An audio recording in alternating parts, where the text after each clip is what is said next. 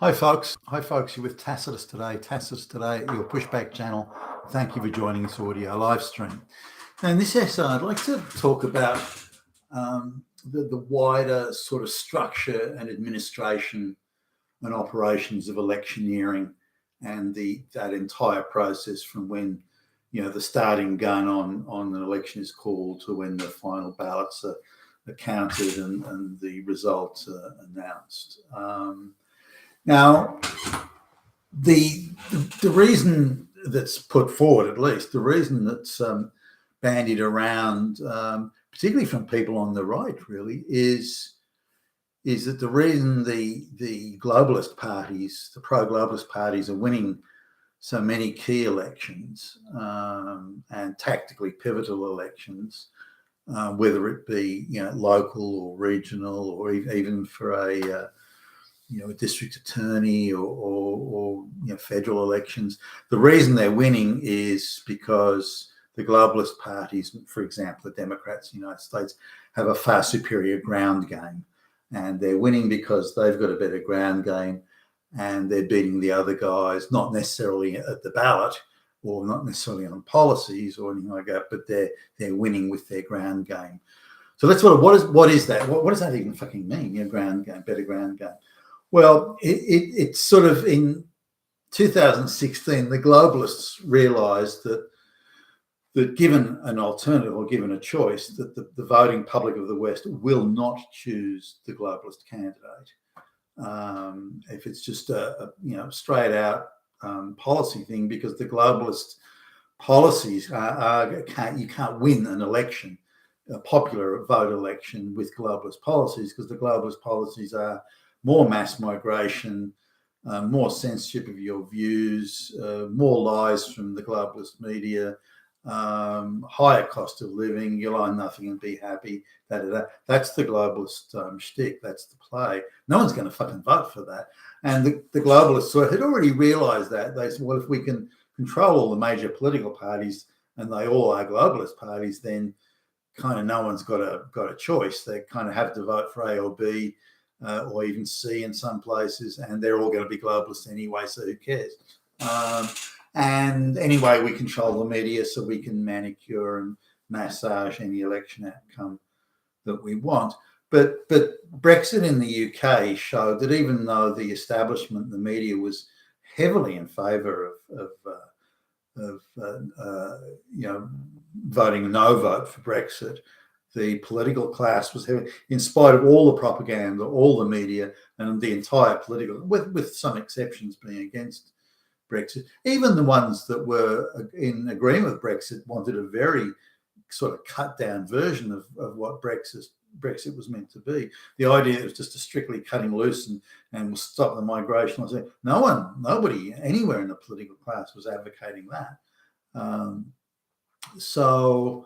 So the reality is that and then the election of Donald Trump in the United States, the entire media class was against Trump. Even his own political party was lukewarm. The other side was hysterically screaming, but yet he still won. And some of the ground game was instituted for that election, but it simply wasn't enough. So the globalists sort of sit down and have a look and say, well, look, we can't win on a policy basis. If there is anyone who we don't control who's running for political office and they're talking about policies, they're trying to win on policy, they will beat us at the ballot box. So the only way we can win, even with the entire media on our side, we still can't win. Now just let that sink in for a minute. The globalization project is so unwanted, is so unpopular, that even when you've got the entire media class on your side, they're all screaming in favor of it and all denouncing any opposition, even in spite of that, you still can't fucking win. That's how bad the globalist thing is. Now, so it then became, okay, we can't win on policy. We can't win it on a straight out battle at the ballot box. So we have to switch the tactical focus to the ground game. So now the ground game consists of a number of smaller things. smaller plays or tactical plays, if you like, some strategy, but mostly tactical plays. But combined in total, if you look at all the tactical plays, you could say, that's a strategy in an overall sense. But I just want to mention this is an election from 10 years ago, I think more than 10 years ago. That I was running for one particular district. Now it was a regional election, and everybody knew it was going to be a handful of votes either way. It was going to decide it. So it was going to be a very tight race, and everybody knew that. So one side, the pro-globalist side, decided that or determined that they would have to do a combination of things. They would really put a big effort into getting college kids out to vote, even to the point of having like minibuses and so on to get them to electoral stations. Trying to get electoral booths set up in colleges, and they really made an effort to get the college kids out, knowing that the college kids would vote pro-globalist. They also did various things. They registered dead people to vote, made sure that they had a list of the dead people or people who'd moved to other areas or interstate or had left that electoral district, and they made sure they had ghost voters going in to vote for them. They did some postal votes, again using ghost citizens who claiming they were vacationing somewhere, and now it wasn't a lot. Like if you look at the total amount of dead people and things like that, it was maybe 500 votes. Now out of sort of 50,000 plus voters, or whatever, the number, that's kind of not a vast amount. I think it was more, like it was closer to 60,000 voters, I think. And the college kids thing, that was kind of successful. They probably got a few hundred in there, but all in all, they managed to in terms of getting either voters that they wouldn't have otherwise got, or getting the dead people to vote. So they got about 800 votes, maybe not even that much, but it was enough to win that district, and that district turned out, as others had predicted, that it turned out to be pivotal. So the pro-globalist party won government.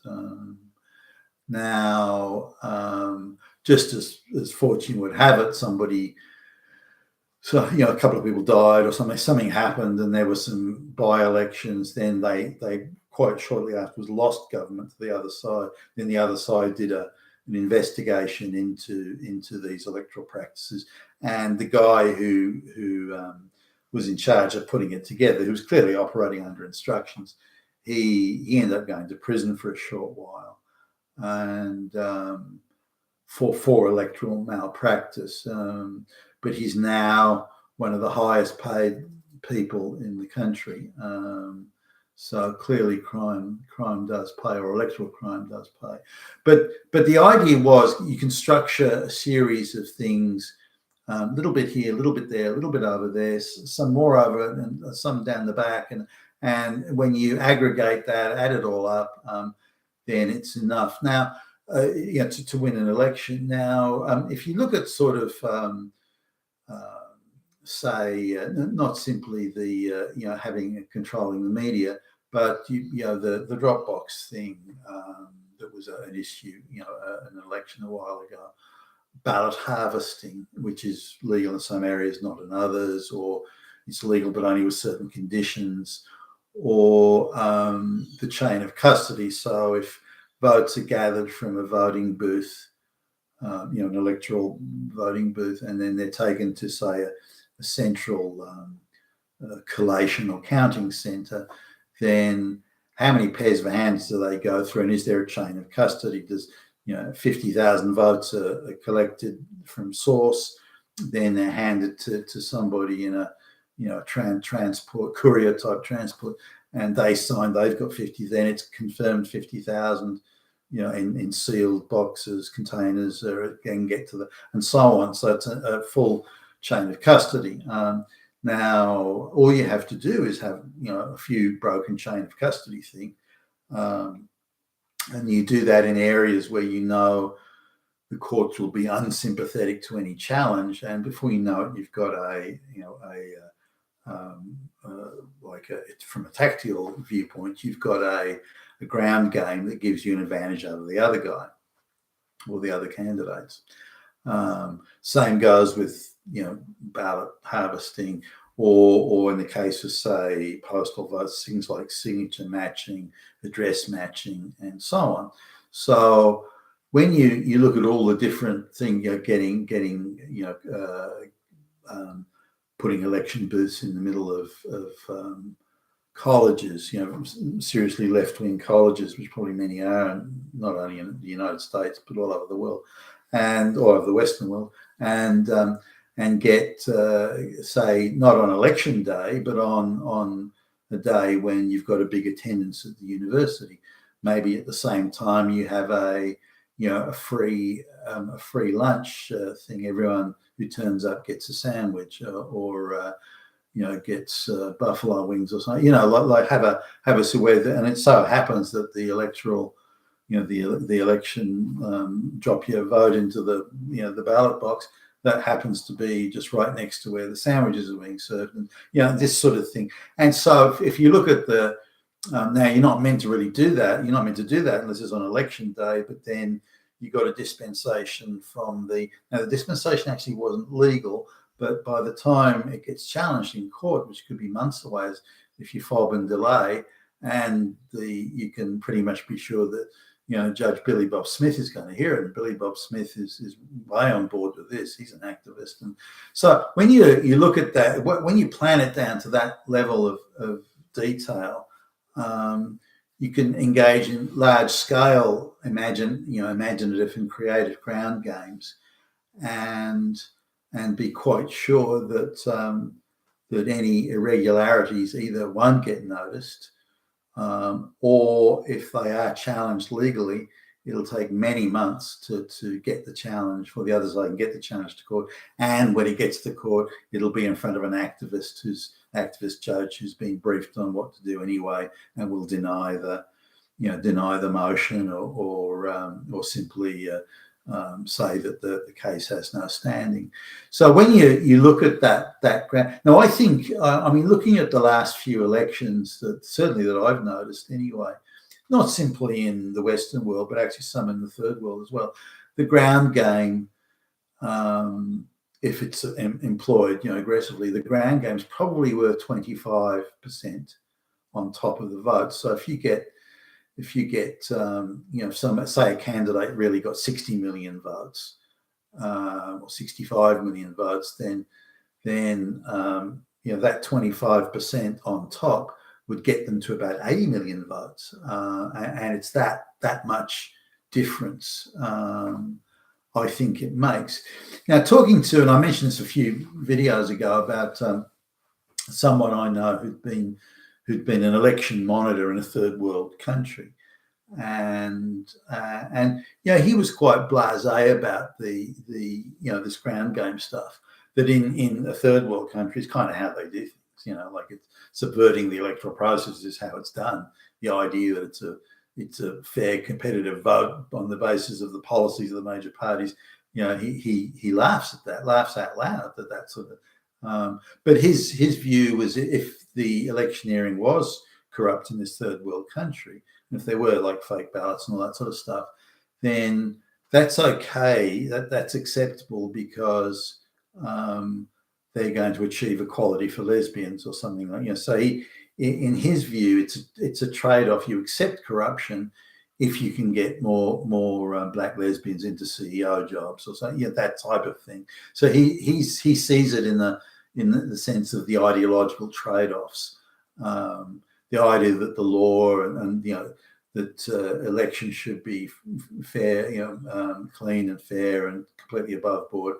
No, it doesn't.